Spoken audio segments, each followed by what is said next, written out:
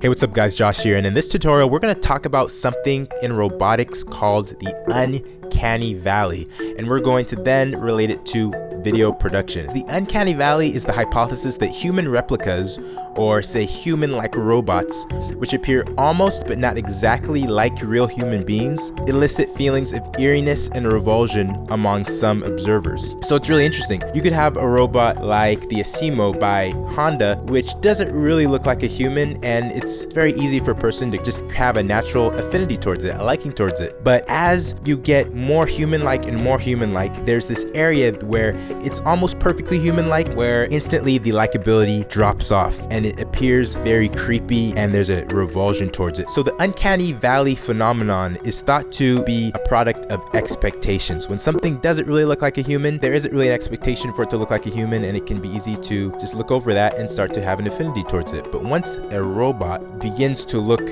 almost like a human but not quite like a human, there's this expectation that has not been met, and therefore it starts looking creepy. We see humans all the time and we know exactly what humans should look like, and unless that robot matches our expectations as far as what humans should look like perfectly, we're going to dislike it. Now guys, what is the relation between the uncanny valley and video production? Well, check this out. Let's say you are just starting video production. Let's say you're in high school. You create your first edit and you get nothing but praise, not an ounce of criticism, because people's expectations are pretty low. They're taking your work as it is, and you're being compared mostly to your peers who are amateurs as well. Now, let's say you begin to climb that ladder. You become more and more talented and you begin to perfect your skill. Well, you're gonna get to the point where people will lift your art up to the level of being worthy to being compared to the greats. You're gonna start being compared to the greatest artists out there, which probably only consist of the top 1% of all artists that exist. This can be a little discouraging because you have just entered something called the perfection gap, where you're going to continuously receive criticism until you actually achieve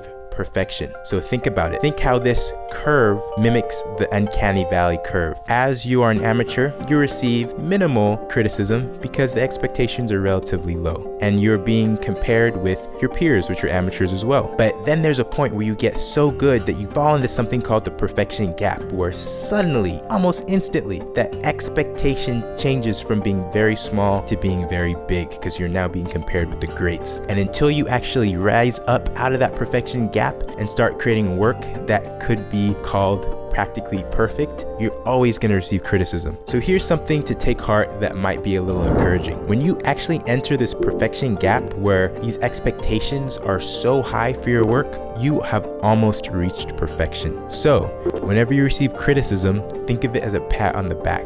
This is something that is telling you that you are on the right path and you have almost reached your goal. So keep struggling, keep producing work, and keep refining your skills, because you're on your way of becoming a freaking legend.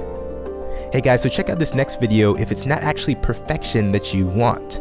This is a really interesting concept that I think would be worth viewing. Check it out. Guys, thanks so much for watching this video, and please, I'd like to discuss this concept below in the comments. Tell me your experience in the perfection gap and how you were able to eventually climb out of it, or how you haven't maybe even gotten to it yet. And I would love us to share our experiences. I'd be very, very curious to hear yours. Thanks so much.